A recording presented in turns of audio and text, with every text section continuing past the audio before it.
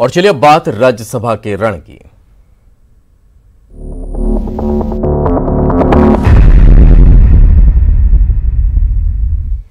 तो आपको बता दें, राज्यसभा चुनाव के काउंटिंग शुरू हो चुकी है। 3 सीटों पर हुए इस चुनाव के बाद मतदान की प्रक्रियाएं संपन्न होने के बाद अब काउंटिंग की प्रक्रिया शुरू हो चुकी है। धीरे धीरे परिणाम आने भी शुरू हो जाएंगे और चूंकि बहुत ज्यादा वक्त लगना भी नहीं है और लगभग परिणाम भी तय माने जा रखे हैं और जो उम्मीदें राजनीतिक दलों को भी थी, जिस बात का कहीं ना कहीं ये कह सकते हैं कि अंदाज़ा राजनीतिक दलों को भी है, उसी के इर्द गिर्द ये परिणाम भी कहीं ना कहीं आपको जाते नजर आएंगे। लेकिन 3 सीटों पर हुए इस चुनाव में 4 उम्मीदवार चुनाव मैदान में थे। ज्योतिरादित्य सिंधिया और सुमेर सिंह सोलंकी को भारतीय जनता पार्टी ने प्रत्याशी बनाया था, तो दिग्विजय सिंह और फूल सिंह बरैया को कांग्रेस प्रत्याशी ने कांग्रेस पार्टी ने अपना प्रत्याशी नियुक्त किया था। आपको बता दें, सभी 206 विधायकों ने मतदान किया है और इस प्रक्रिया में जो मतदान करने की प्रक्रिया रखी उसमें सबसे अंत में कुणाल चौधरी पहुंचे थे। पीपी किट पहनकर उन्होंने अपने मताधिकार का इस्तेमाल किया था। सबसे महत्वपूर्ण बात, जिस राज्यसभा चुनाव को लेकर मध्य प्रदेश की सियासत में उठापटक का दौर शुरू हुआ था, वो चुनाव आज संपन्न हुए और अब उनके काउंटिंग की प्रक्रिया शुरू कर दी गई है। आपको ये भी जानकारी दे दें, चूंकि अगर इन राज्यसभा चुनाव को पिछली जो सरगर्मियां थी या फिर ये कह लीजिए जो पिछले सिनेरियो थे उनसे जोड़कर नहीं देखा जाएगा तो शायद बेईमानी सा नजर आने लगेगा, क्योंकि कोशिशें यही थी कि राज्यसभा चुनाव में पार्टियां ज्यादा से ज्यादा सीट लाकर और राज्यसभा में अपनी पार्टी की स्थिति को मजबूत करें। कुछ यही करने की कोशिश कहीं ना कहीं आज इस रूप में नजर आ रही है कि ज्योतिरादित्य सिंधिया बीजेपी के प्रत्याशी के तौर पर चुनाव मैदान में थे और वो इस वक्त दिल्ली में हैं, लेकिन उनके लिए भारतीय जनता पार्टी पूरी तरह से एकजुट नजर आई और एकजुटता के साथ भारतीय जनता पार्टी यहां पर उनके लिए कसावट करती हुई दिखाई भी थी। अब से कुछ देर बाद परिणाम आ जाएंगे, उसमें लगभग जो तय माना जा रहा है, ज्योतिरादित्य सिंधिया और सुमेर सिंह सोलंकी बीजेपी की तरफ से राज्यसभा पहुंच रखे हैं और दिग्विजय सिंह कांग्रेस की तरफ से उच्च सदन में एक बार फिर पहुंचने वाले हैं। ये उस वक्त की तस्वीरें आप देख रखे हैं जब मतदान की प्रक्रिया शुरू हुई थी और प्रदेश के मुखिया शिवराज सिंह चौहान ने यहां मतदान किया। अब काउंटिंग की प्रक्रिया शुरू हो चुकी है और सबसे महत्वपूर्ण है, राज्यसभा चुनाव अमूमन आमतौर पर इतना ज्यादा महत्वपूर्ण नहीं भी रहा हुआ करता होगा, लेकिन उपचुनाव के लिहाज से ये जो राज्यसभा चुनाव है इसके जो परिणाम है वो बेहद महत्वपूर्ण रहने वाले हैं। कौन किसके साथ है, किसका कितना साथ है, कौन किसके साथ कब तक खड़ा रहने वाला है, साथ ही साथ किसके हारने और जीतने का इफेक्ट इस उपचुनाव पर पड़ेगा, ये कहीं ना कहीं इस राज्यसभा चुनाव के बाद स्पष्ट होता चला जाएगा। सबसे महत्वपूर्ण बात जो बीजेपी लगातार उठाती हुई नजर आ रही है वो है फूल सिंह बरैया को कांग्रेस की तरफ से प्रथम वरीयता में न रखा जाना।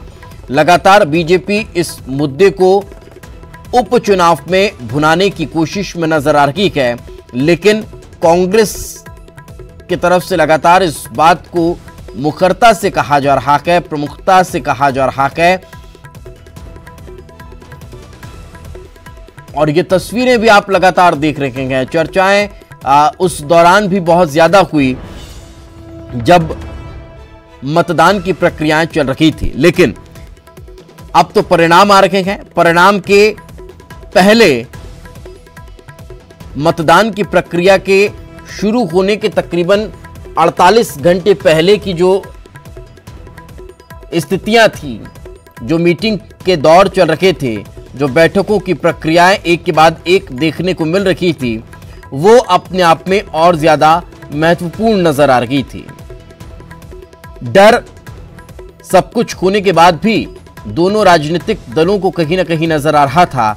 यही वजह है कि बैठकों का दौर लंबा चलता रहा। एक तरफ बीजेपी के आला नेता दिल्ली से पहुंचे, समर्थन जब सपा बसपा और निर्दलियों ने कर दिया तब भी थोड़ा सा डर जरूर नजर आ रहा था, क्योंकि लगातार कांग्रेस बीजेपी की तरफ से क्रॉस वोटिंग के सहारे फूल सिंह बरैया को भी चुनाव जीतने की बात करती नजर आ रही थी। तो फिर बीजेपी भी लगातार कांग्रेस में क्रॉस वोटिंग का खतरा कांग्रेस को बता रही थी, और यही वजह भी थी कि शायद तमाम माननीय पूर्व मुख्यमंत्री के साथ एक बस में सवार होकर और विधानसभा परिसर पहुंचे थे,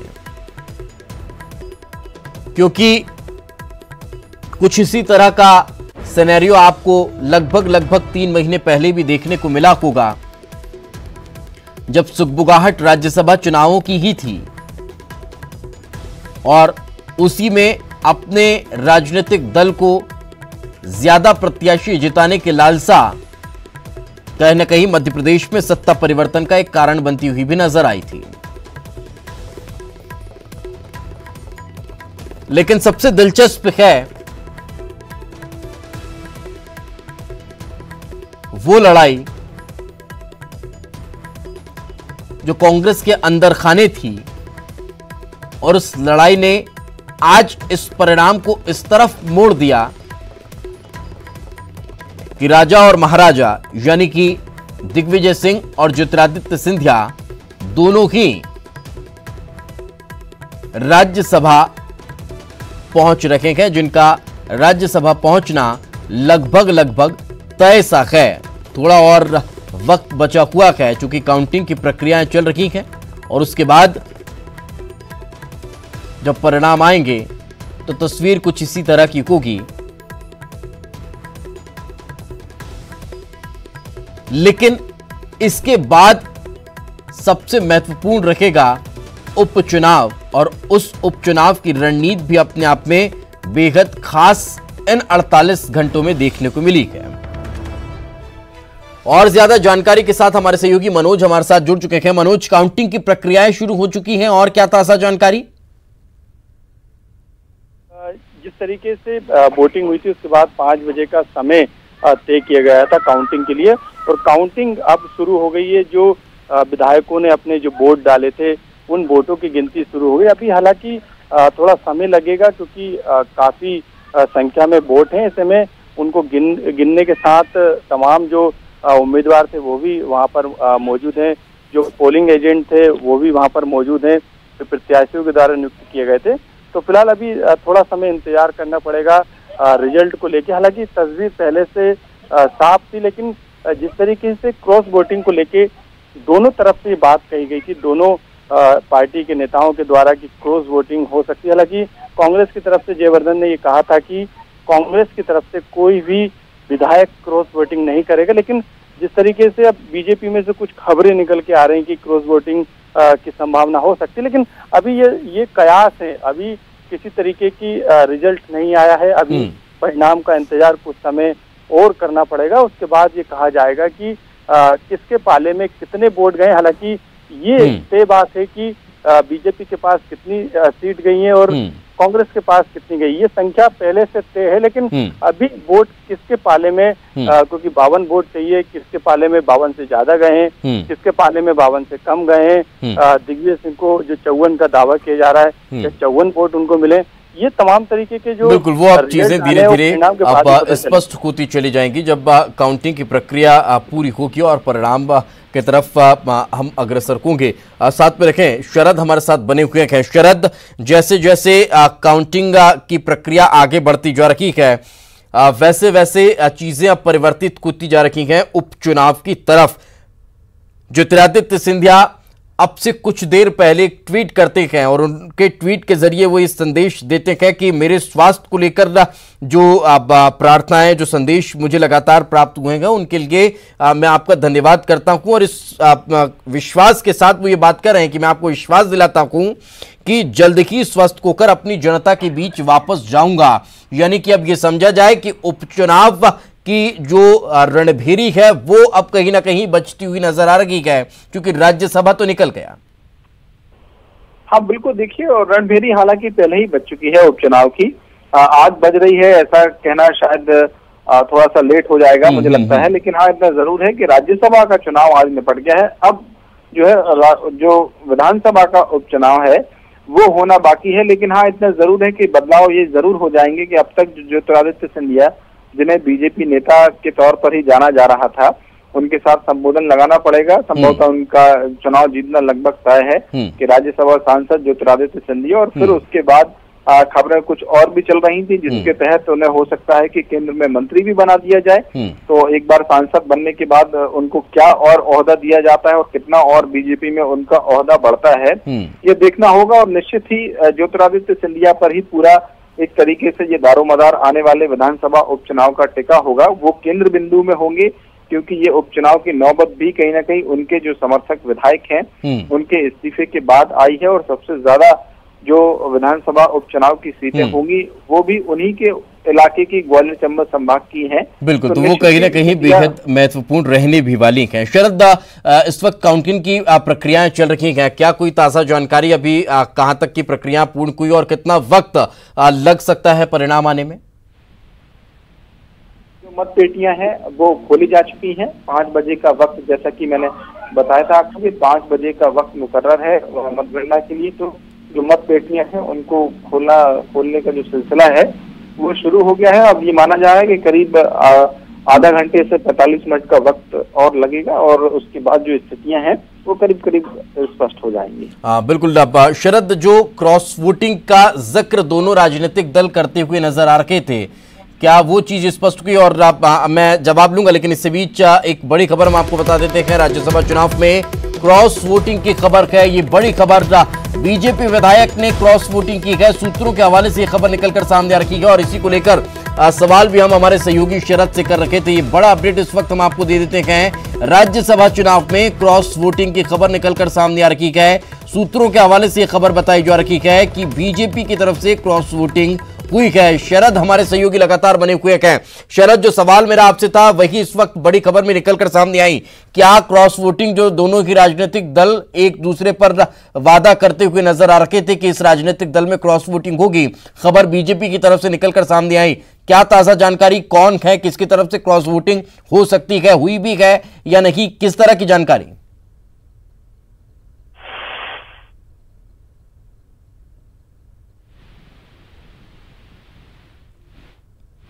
शरद, क्या आप मेरी आवाज सुन पा रहे हैं?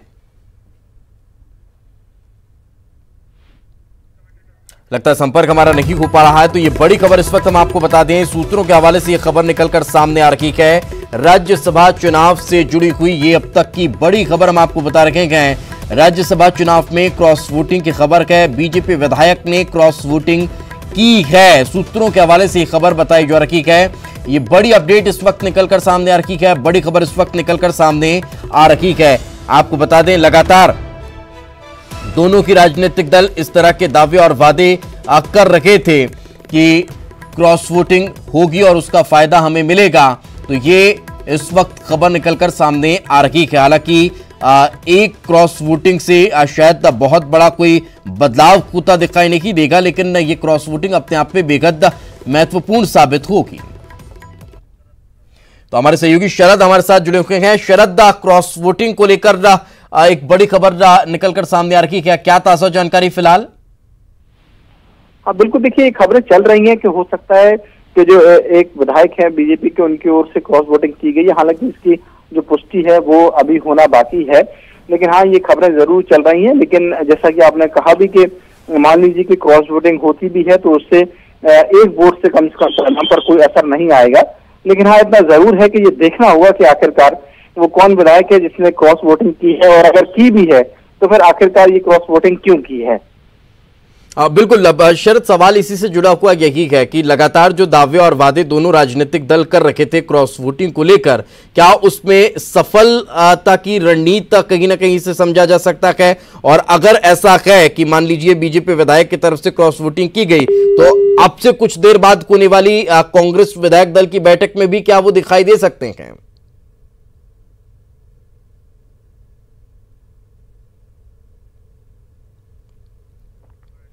लगता है संपर्क हमारा नहीं हो पा रहा है। शरद से हम एक बार फिर से जुड़ने की कोशिश करेंगे। तो ये बड़ी खबर इस वक्त हम आपको बता रहे हैं, राज्यसभा चुनाव से जुड़ी हुई अब तक की सबसे बड़ी खबर ये निकलकर सामने आ रही है। क्रॉस वोटिंग की जानकारी मिल रही है। सूत्रों के हवाले से खबर बताई जा रही है कि बीजेपी विधायक की तरफ से क्रॉस वोटिंग की गई है। ये बड़ा अपडेट इस वक्त हम आप तक पहुंचा रखे हैं। बड़ी खबर इस वक्त निकलकर सामने आ रही है। आपको बता दें कि जब सुबह प्रतिक्रियाएं कांग्रेस की तरफ से आ रही थी तो उनके द्वारा कहा भी ये जा रहा था कि चौंकाने वाला परिणाम हो सकता है और परिणाम भले ये आप कहीं ना कहीं नजर ना आए और क्रॉस वोटिंग की तरफ से, लेकिन लगातार बात जरूर इसको लेकर कही जा रही थी। शरद एक बार फिर से हमारे साथ जुड़े हुए हैं, उन्हीं से बातचीत करते हैं। शरद, आपसे कुछ देर बाद कांग्रेस की बैठक भी होने वाली है। अगर बीजेपी की तरफ से ये क्रॉस वोटिंग हुई है, हालांकि हम सूत्रों के हवाले से जो खबर है उसी पर चर्चा कर रखे हैं, अगर ऐसा होता भी है कि बीजेपी विधायक क्रॉस वोटिंग कर चुके हैं तो फिर क्या वो इस बैठक में भी दिखाई दे सकते हैं? देखिए, ये देखना होगा सारी स्थितियां क्या बनती हैं। पहले ये देखना होगा कि आखिरकार वो कौन से विधायक हैं जिनकी ओर से क्रॉस वोटिंग की गई और इस क्रॉस वोटिंग के पीछे का मकसद आखिरकार क्या है। क्या वाकई में उनकी नाराजगी है या फिर इसके पीछे की कोई और वजह है, वो अभी देखना होगा। और ये भी देखना होगा कि आखिरकार वो क्या वहां पर नजर आते हैं। अभी बस जो वोटिंग है वो शुरू हुई है। जैसे ही वोटिंग पूरी होगी तो फिर ये स्पष्ट भी हो जाएगा कि आखिरकार कितने वोट किसके पक्ष में पड़े हैं, कितने रिजेक्ट हुए हैं और कितने वोटों की क्रॉस वोटिंग हुई है। जी बिल्कुल, बड़ी बात शरद आपने की है, लेकिन साथ ही साथ ये भी जरा सरल शब्दों में जरा दर्शकों को समझाइए कि जो प्रक्रियाएं हैं अब काउंटिंग की वो आखिर कब तक संपन्न हो जाएंगी। और दूसरी चीज ये कि क्रॉस वोटिंग को लेकर दावे वादे तमाम राजनीतिक दल कर रखे थे। कांग्रेस की तरफ से इस बात को लेकर हमेशा से कहा जाता रहा है कि बीजेपी की तरफ से क्रॉस वोटिंग होगी और उसका फायदा कांग्रेस को मिलेगा और फूल सिंह बरैया भी उच्च सदन पहुंचेंगे। लेकिन बीजेपी इसको लेकर आश्वस्त थी और ये जरूर कह रही थी कि अंतर्कलह कांग्रेस में है जो दिखाई भी दे रही है बैठकों के दौरान। तो फिर स्थिति किस तरह की हो सकती है? हाँ बिल्कुल, देखिए ये जैसा कि मैंने आपसे कहा कि ये अभी देखना होगा। करीब 1 घंटे का वक्त हम मान सकते हैं कि जो मतगणना है उसमें पूरी प्रक्रिया होने में लग जाएगा, तो उसके बाद ही स्थिति स्पष्ट होगी। लेकिन हाँ, इतना जरूर है कि दोनों ही पार्टियों ने ये दावा किया कि उनकी तरफ से क्रॉस वोटिंग होगी और हम जीत दर्ज करेंगे। फूल सिंह बरैया से आज जब हमने बातचीत की थी तो वो मीन में लगाए बैठे थे कि जब क्रॉस वोटिंग होगी तो उसका फायदा उनको मिलेगा और उनकी जीत सुनिश्चित होगी। लेकिन जो खबर सूत्रों के हवाले से है भी, मान भी लीजिए कि अगर एक विधायक ने क्रॉस वोटिंग की भी है तब भी एक विधायक का जो वोट है वो जो राज्यसभा के नतीजे हैं। बिल्कुल शरद, मैं आपको रोकना चाहूंगा। इस वक्त सीनियर एडिटर प्रवीण दुबे जी हमारे साथ जुड़ चुके हैं। प्रवीण जी, इस क्रॉस वोटिंग को लेकर क्या ताजा जानकारी, क्या कुछ अभी तक स्पष्ट हो पाया है? देखिए, 2-3 चीजें हैं अभी दीपेश। इसमें एक जो खबरें आ रही है जो सोर्सेस है बीजेपी की, उनके हिसाब से कि एक तो चूक हुई है। एक जो क्रॉस वोटिंग 2 नहीं हुई, 2 वोट जो है वो जो पड़ने थे वो सिंधिया के फेवर में नहीं गए, लेकिन एक में चूक हुई है और दूसरा जो है वो शायद क्रॉस वोटिंग हो सकता है। अभी जब पूरी काउंटिंग हो जाएगी तब वो नाम पता लगेगा। हालांकि जो हमारे सोर्सेस हैं वो बता रहे हैं कि बीजेपी को पता चल चुका है कि वो कौन लोग हैं। जो तय था वो ये था कि ज्योतिरादित्य सिंधिया को 57 और सुमेर सिंह सोलंकी को 56 मिलने थे और रिक्वायर्ड था 52 दोनों का। लेकिन ये पता लग रहा है कि शायद सिंधिया को 55 वोट मिले। तो वो 2 वोट कहाँ गए? तो उसमें से एक वोट शायद जो है वो गलत हो गया या रिजेक्ट हो गया और उसमें कहा जा रहा है कि वो चूक हो सकती है। और एक क्रॉस वोटिंग है और थोड़ी देर में उसका जो नाम है वो सार्वजनिक हो जाएगा कि किससे हुई है ये चूक। बिल्कुल प्रवीण जी, इससे नुकसान कितना होता दिखाई दे रहा है बीजेपी को? हालांकि अब सीट के लिहाज से तो कोई नुकसान नहीं हो रहा, लेकिन उसके अलावा अगर देखा जाए तो रणनीतिक तौर पर कितना नुकसान होता दिखाई देगा? दीपेश, ये रणनीतिक नुकसान ही है। सीट के हिसाब से तो 52 रिक्वायर्ड था और अगर मान लीजिए 55 भी हुआ तो सरप्लस है और 56 हुआ तो भी सरप्लस है। तो नुकसान तो सच नहीं, उस तरह से कुछ नहीं हुआ। लेकिन हाँ, ये बात सही है कि ये रणनीतिक तौर पर बड़ा नुकसान है। तब बड़ा नुकसान है जब आप 2-2 दिन डिनर डिप्लोमेसी कर रहे हैं। तब बड़ा नुकसान है जब आप पूरे लोगों को जोड़ के रख रहे हैं।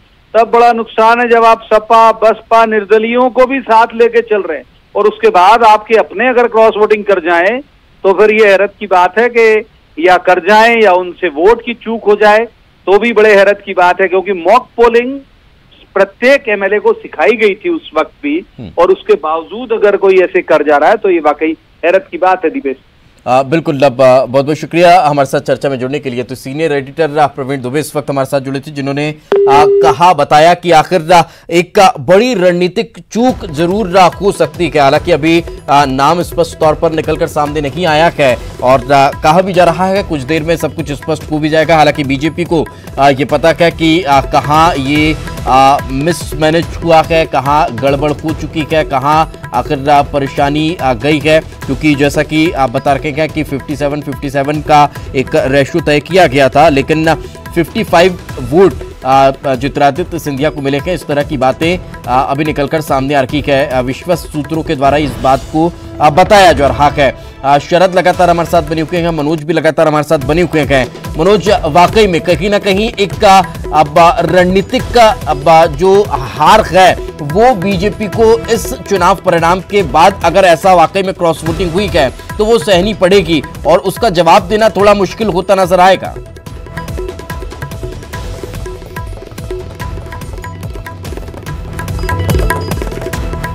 लगता है संपर्क हमारा नहीं हो पा रहा है, तो ये बड़ी खबर इस वक्त हम आपको बता देते हैं। राज्यसभा चुनाव के रण को लेकर काउंटिंग लगातार जारी है और काउंटिंग की प्रक्रियाओं के बीच ये बड़ी खबर निकलकर सामने आ रही है कि वोटों को लेकर थोड़ा सा गड़बड़ बीजेपी की तरफ से हुआ है। शायद एक आध वोट जो है वो रिजेक्ट हो गया है या फिर वो कहाँ गया वो देखना पड़ेगा, लेकिन एक वोट को लेकर क्रॉस वोटिंग की बात कही जा रही है और नाम भी थोड़ी बहुत देर में स्पष्ट हो जाएगा कि आखिर किसकी तरफ से ये क्रॉस वोटिंग हुई है। फिर उसके कारणों को तलाशा जाएगा कि आखिर क्या कारण रखे कि क्रॉस वोटिंग यहां पर देखने को मिली है। तो तय जो था एक प्रॉपर सूची तैयार की गई थी नामों की कि आखिर किसे वोट करना है, तो उसमें जो थोड़ा सा एक बदलाव हुआ है वो आखिर क्रॉस वोटिंग की ओर इशारा कर रहा है और एक वोट जो है वो रिजेक्ट हुआ इस बात की अब कहीं ना कहीं और इशारा करता हुआ नजर आ रहा है। लेकिन अब देखना यही होगा जब पूर्ण रूप से काउंटिंग संपन्न हो जाएगी और उसके बाद जब परिणाम निकलकर सामने आएंगे तब ये चीज स्पष्ट होती हुई नजर आएगी।